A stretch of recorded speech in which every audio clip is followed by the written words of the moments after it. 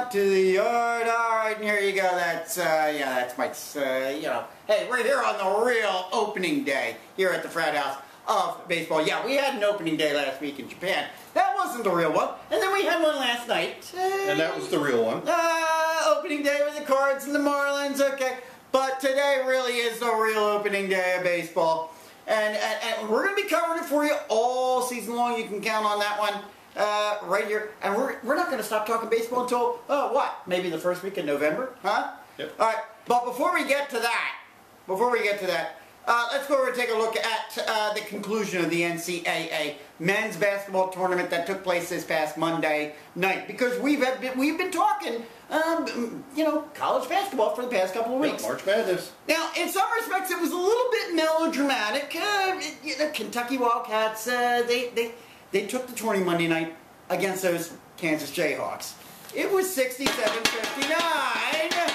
Yeah, if that's what you're planning on doing. Now, I watched that game, and I'm going to tell you, in the end, it really was a bit closer. The score was a bit closer than, in fact, it really was from the beginning of the game on. I watched the whole thing, and there were times I was sitting here and I'm going, really? Come on. North Carolina could have played this team better.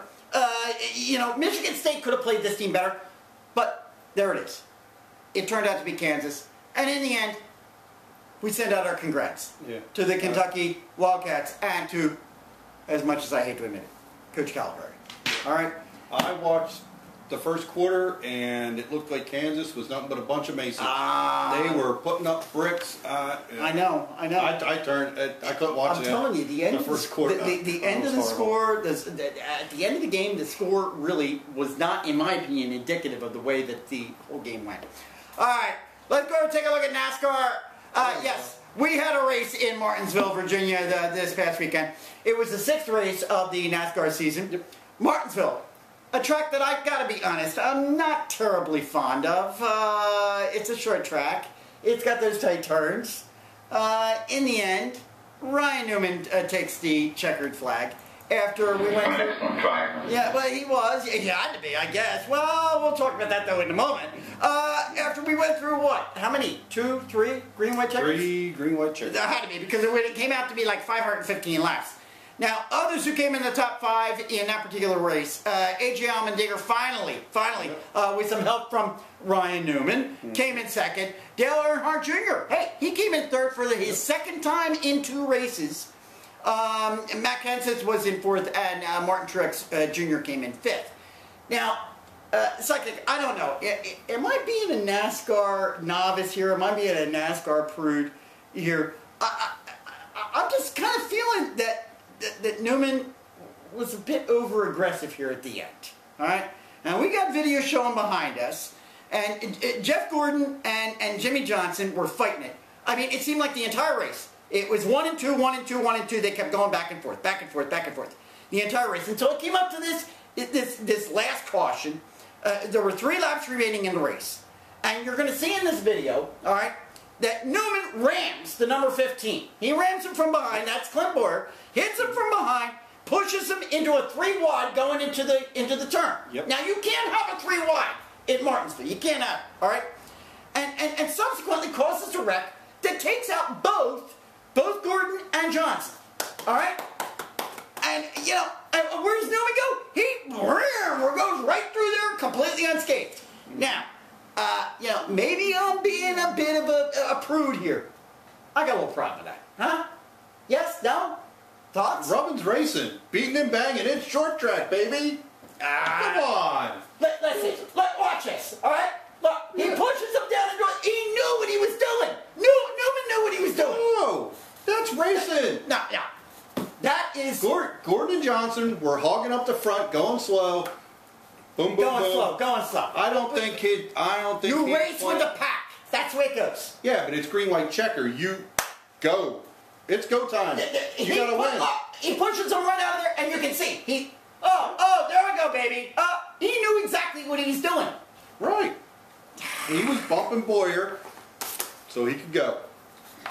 I'm sure he was not intending to take Gordon and Johnson, everybody else out. You can't predict that stuff. You just, you You bump the guy in front of you, you get him loose, get him out of your way, and then you go by him. Yeah, and this race ended in a little bit of controversy because of what exactly I'm talking about, yes? Well, only if you're a Gordon or a Johnson fan. Oh, there you go. All right. Like and yes, guy. I did have them on my fantasy team. I know. Yeah, the truth comes out. All right, let's take a look at the overall Sprint Cup leaderboard. Right now, Craig Biffle is still up there in number one with 226 points. Dale Jr. takes over at number 2. Good job for Dale Jr. I'm surprised, frankly. 220 points. Tony Stewart moves up to number 3 with 214, and he's tied there with Matt Kenseth and Kevin Harvick. All right? And you know what's interesting, though? As well as, you've got Junior, who's in second place now. Yes. Stewart's got his 2 wins so far. But how about Biffle and Kenseth? Well, I mean, Carl Edwards isn't anywhere. Yeah, I know, and nor is Kyle Busch. Biffle and Kenseth. Yeah, and I've been expecting Biffle to drop down because I don't know. We'll see. We'll see what happens. NASCAR takes a week off this current week. No race this week in recognition of Easter Sunday. All right, we're moving over to our countdown to baseball. What countdown, huh? Baseball's here, huh? We already talked about it. Your boys played baseball. All right, your boys played last evening against that new and enhanced, Miami Marlins, and they came away winners. Many are talking about this remade Marlins team. They're going to be this juggernaut out of the NL East. I don't know. Now, I posted questions last night on our Facebook page. And the first question I posted, who do you think is going to win the NL East? And I listed all of the teams. And 71% of our fans came back saying they think the Philadelphia Phillies. And then I asked, who do you think will win the NL Central? 54% of our fans came back saying the St. Louis Cardinals. So, talk to a sidekick. Are your Cardinals going to win the NL Central? I mean, you're missing Pujols. You're missing a manager. You're missing a major pitcher. Are you going to win the NL Central? We got this. You got it. We got this. I mean, just like you said, we're going to do our rundown of our teams. Tony LaRussa went and retired on us. That was a shock. The bigger shock was my friend Albert signing with the Angels. I will have to burn this later, but I need to. Are you jackwagon? Carpenter's out. Yeah. We don't know how long with nerve damage. I mean, there is word that he's going to be coming back at some point during the season. I mean, this is not a long-term situation. Now, I heard last night during the game, they were saying they're hoping May. Yeah. But I've heard, All-Star break. Right. When we were talking. But we do have Adam Wainwright back. He had, he was out last season with the Tommy John surgery. Right. And that, so... And when there was a couple of articles I read, and when you run down your lineup, your hitting lineup, it's really not that bad. No, I mean, if you look at David Freese last night. Exactly. I mean, he had, let me see here. He had 2 RBIs, home run, 3 hits, 5 at-bats. So, and then Lush. Yeah, Kyle was tremendous last night. That was great. You've got a core group coming back offensively. Yeah. Mind you don't have Pujols, but you've got a core group coming back offensively that I think is pretty strong. Yeah. And I think Freese is going to take Albert's place. And he's going to be the guy that step up this year for us. Yeah, and that kind of leads me into my Philadelphia Phillies, who we are sitting here in Philadelphia, and we're just not quite sure what's going on. Because this has been a team that really has for years we have built ourselves on the long ball. And here we go, we don't have Ryan Howard, we don't have Chase Utley. And those are the two big question marks in the offensive lineup. Now, the Phils opened today against the Pittsburgh Pirates. It is the Pittsburgh Pirates, mind you. And we did win, and we were in Pittsburgh, and we won 1-0. And this is where a lot of people in Philadelphia are thinking things are going to be going. It's going to be a lot of one-run games. Yes, we lost Ryan Madson. That was another big concern over the offseason. But we picked up Papelbon. All right? And what did he do? 1, 2, 3, came in, lights out, and put it down today. And we've got ourselves our first win. But the bottom line is, there's a lot of uncertainty about where this Philadelphia Phillies team is going. And yeah. You dropped by my office, AJ. I don't know whether he's going to want me to after I have to say what I'm going to say.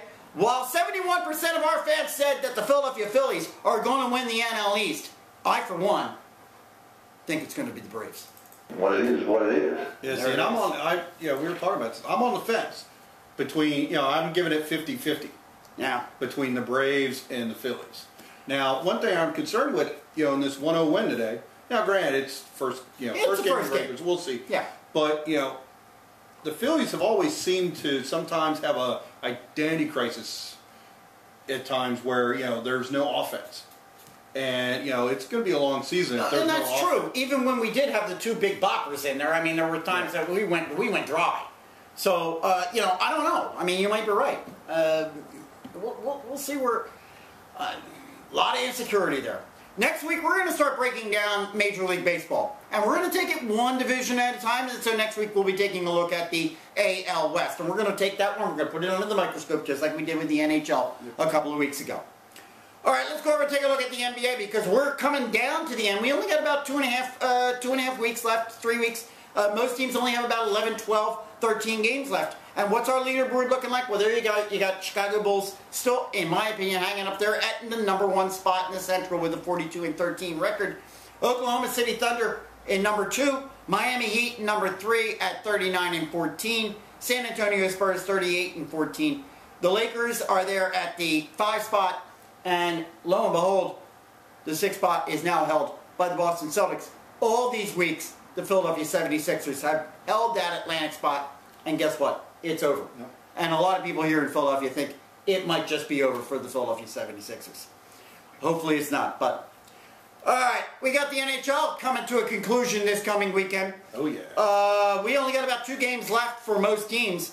And there's our leaderboard. We got the Rangers up there at the top with 109 points in the Atlantic Division. The Vancouver Canucks are tied with them at 109. St. Louis Blues at 107. Your guys? Yep. Boston Bruins, 98. Los Angeles Kings take over the Pacific Division. Have we seen this Pacific Division just go back and forth, since we've been doing this? It's going back and forth. I think 4 different teams have held the #1 spot. And the Florida Panthers there at the 92 points. Now, if the playoffs were to start right now, where would we be? In the East, the Rangers would be going up against the Capitals. That might be a good series. Bruins would be going up against the Senators. I'd have to go with the Bruins. The Panthers would go up against the Devils. I'd have to go with the Devils. And the Penguins would go up against the Flyers. In the West. Bloodbath. In the West, we got the Canucks going up against the Sharks. Canucks going against the Sharks, and the Vancouver would be favored, I would suspect. Blues would be going against your Coyotes. Where do you think that goes? Nah, come on. Yeah? All right. We're taking that. Yeah, I would think so. The LA Kings would go up against the Blackhawks, and the Red Wings would go up against the Predators. Now, there are a couple of teams in that mix there that haven't clinched playoffs, and they are the Florida Panthers have not clinched, the Washington Capitals have not clinched, and the Kings, almost everybody in the Pacific Division. That Pacific Division is just a mess, really, when it comes right down to it. The Kings have not clinched, the Coyotes have not clinched, and the Sharks have not clinched, which means that this weekend is going to be very important in the NHL. Yep.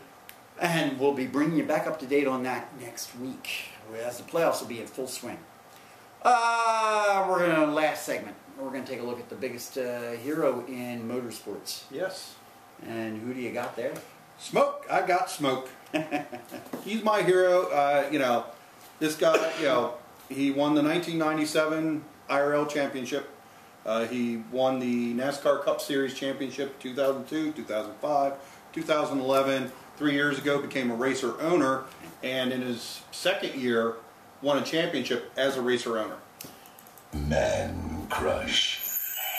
Haven't heard that in a while. There you go. Might have been more appropriate for my choice, I guess. I don't know. I gotta be honest, I selfishly changed the category here. If you remember back when we were looking at this at villains, I had it as NASCAR, but for the heroes I made it motorsports. And that's so that I could get this guy in there. I could have thrown in Kyle Busch, alright, because, I do like the guy, and he drives my M&M's car. But I changed it to motorsports so I could get John Force in there.